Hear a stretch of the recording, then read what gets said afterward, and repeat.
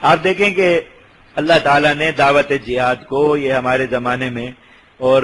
جب بھی آگے بیٹھ کر بعد کے زمانے کے آنے والا کوئی بھی شخص انصاف سے یہ فیصلہ کرے گا، اللہ تعالیٰ نے دعوت جہاد کا جو کام جیش سے لیا، اس کی صدیوں میں آپ کو مثال نہیں ملے گی کہ لوگوں کو کس طریقے سے جہاد سمجھایا۔ الحمدللہ اپنے زمانے کی صرف بات نہیں کر رہا، آپ پیچھے بھی صدیوں تک چلے جائیں،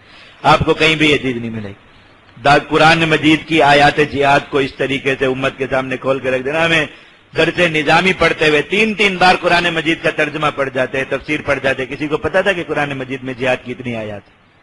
کبھی اس چیز کا احساس بھی قریب سے نہیں گزرتا تھا۔ اتنا بڑا ایک مجموعہ اللہ رب العزت نے جیش کے ذریعے امت کو ہمیشہ ہمیشہ کے لیے دے دی۔ پھر آپ نے جیش سے پہلے کا زمانہ، آپ میں سے جو لوگ پرانے جہاد میں دیکھا ہوگا، مجاہدین اس وقت بھی بیچارے آ کے تقریریں کرتے تھے مسجدوں میں، دعوت دیتے تھے، تو کیا ہوتا تھا؟ بس 2-4 جذباتی قسم کی باتیں، کچھ رونا پیٹنا، کچھ وہ جو وقتی طور پہ تھوڑا سا ایک ابال سا ہوتا تھا، وہ پھر بندہ وہ مسجد سے بیان سن کے تھوڑا سا ابلتا ہوا جا رہا، کوئی بزرگ مل گئے، انہوں نے کہا بھائی جہاد کا یہ مطلب ہی نہیں ہوتا یار، وہ بندہ ایسے ہی آپ کو بھڑکا کے چلا گیا، وہ بندہ فوراً ٹھنڈا ہو کے پھس کر کے ساری گرمی اٹھ جاتی ہے اس کی، جیسے آپ گرم توے پہ پانی ڈالتے نا، زور سے پھس کی آواز آتی ہے، بالکل ایسے ہی سارا جذبہ جہاد ٹھنڈا کر کے ایک بزرگ گزرتے ہوئے اپنے گھر چلے جاتے، ساری تقریر کا وہ ختم۔ وہ بیچاروں کو پوری دعوت جہاد 2-3 آیات ٹوٹل قرآن مجید کی، اور نبی کریم صلی اللہ علیہ وسلم کی کل کوئی 1 درجن احادیث ہوں گی، بس جو اچھے علماء کو جو جہاد کی دعوت دینے والے تھے یہی یاد تھی، بس وہی سنائی، تو لوگوں کے پاس لوٹے ڈالنے کے لیے بہت کچھ تھا۔ اللہ تعالیٰ نے یہ قرآن مجید سے جو دعوت جہاد کا اتنا اسلوب دے دیا۔ میں آپ کو ایک واقعہ سناؤں، آپ حیران ہوں گے۔ میں ایک دفعہ پنڈی سے ڈسکا جا رہا تھا جمعہ پڑھانے کے لیے، جی ٹی روڈ سے، راستے میں ایک جگہ پیٹرول پمپ پہ ہم نماز پڑھنے کے لیے رکے، تو جماعت کا مطلب وقت گزر چکا تھا، وہ لوگ پڑھ چکے تو اپنی جماعت کی ہم نے جاتے، تو میں نماز پڑھا رہا تھا، تو مجھے پیچھے سے آواز آ رہی نماز کے اندر، ایک بندہ کسی سے بحث کر رہا تھا، مشکل ترین آیت ہے یہ دورہ تفسیر آیات جہاد کی، جو لوگوں کو بہت مشکل سمجھ میں آتی ہے، کنتم خیر امت اخرجت للناس کی، کہ اس سے جہاد کی فرضیت کس طرح ثابت کی امام سرخسی رحمۃ اللہ، بہت مغلق مسئلہ ہے، اور ذرا بہت تفصیل بیان کرنے سے ہی جو ہے وہ سمجھ میں آتا ہے۔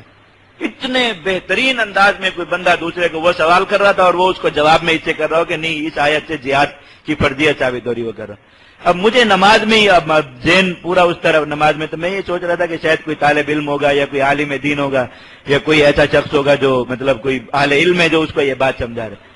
میں نے سلام پھیر کے دیکھا، آپ حیران ہو، جو اس پہ سی این جی اسٹیشن پہ ورک شاپ تھی گاڑیاں درست کرنے کی، اس ورک شاپ کا ملازم تھا، وہی تیل میں پورے جیسے یہ ورک شاپ پہ کام کرنے والوں کے کپڑے سر سے لے کر پاؤں تک تیل میں چپڑے ہوئے ہوتے بالکل اس طرح، اور وہ بیٹھ کے اس کو اتنے ماہرانہ انداز میں سمجھا رہا۔ تو میں نماز ختم کر کے اس کے قریب ہوا، میں نے اس کو سلام کیا، میں نے کہا یار یہ آپ کہاں سے یہ بات وہ کر رہے ہو، یہ تو اتنی جو آپ یہ تفسیر بیان کر رہے ہیں آپ نے کہاں پڑھی؟ تو اس نے بتایا کہ گجرانوالا میں ایک مولانا نے دورہ تفسیر پڑھایا تھا، آیت جہاد کا جیش والے، ان سے میں نے پڑھی۔ میں کہا دیکھو اللہ تعالیٰ نے یہ دعوت جہاد میں ایسے آدمی کو اتنا مسلح کر دیا، مشکل ترین آیت جو علماء کو جس سے جہاد بہت مشکل سے سمجھ میں آتا ہے، اور جب سمجھ میں آتا ہے تو سب شرمندہ ہوتے، تو وہ بیٹھ کے اتنے ماہرانہ انداز میں اس کو سمجھا رہا، اور پلمبر بیچارہ اس کا ہو گیا۔ اللہ تعالیٰ نے یہ جو اب لوگ ڈرتے ہیں یہ بات کرتے ہوئے کہ جہاد کا معنی یہ نہیں ہوتا، ادھر ادھر دیکھتے ہیں کہ جیسی رومال نظر آ رہا ہو مجلس میں، ویسے ہی کوئی بندہ پہن کے بیٹھا ہو، کوئی بندہ بھی یہ پوری گارنٹی کے ساتھ کہتا ہوں اس مجلس میں یہ بات نہیں کہے گا کہ جہاد کا معنی قتال نہیں ہوتا، جہاں کوئی ایک بندہ ایسا رومال پہن کے بیٹھا ہوا ہوگا، پورے مجمع میں بھی اگر دور سے نظر آ جائے گا تو یہ بات نہیں کریں گے۔